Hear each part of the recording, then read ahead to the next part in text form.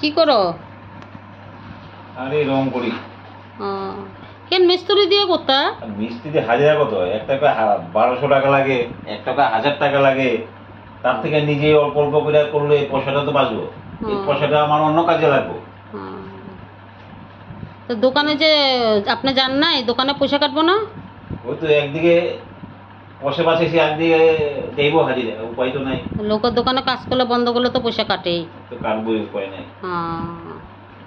এইভাবেই চলতেছে দুনিয়া। এটা তো ঠিক, আজকাল মিস্ত্রির বহুত পয়সা। 1200 টাকা, কেউ 1000 টাকা রং রং মিস্ত্রি। আর জিনিসপত্র কিরম দাম বাড়ছে, সবজির কিরম দাম। এই একটা রঙের টেমা আনছি 250 টাকা আমালি। গরিব মানুষের লিগে বহুত তখন অসুবিধা হয়ে গেছে চলা।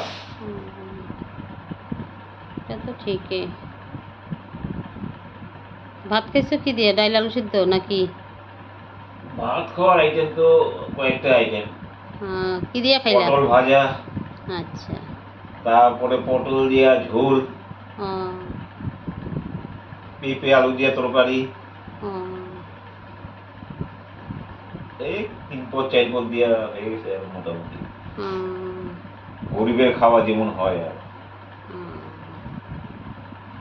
আচ্ছা ঠিক আছে। তারপরে আর কিছু কইবা নাকি? কয়ে দাও, তোমার যদি তোমার ভিডিও কেউ ভালো লাগে তারপর কয়ে দাও। তোমার গরিব মানুষ,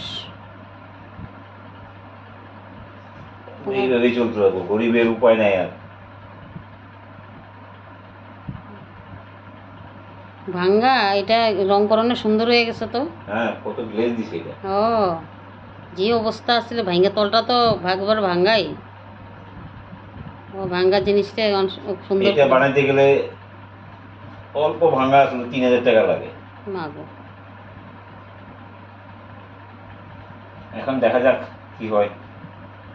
না সুন্দর হয়েছে তো, রং করতেছ যে সুন্দর হয়েছে।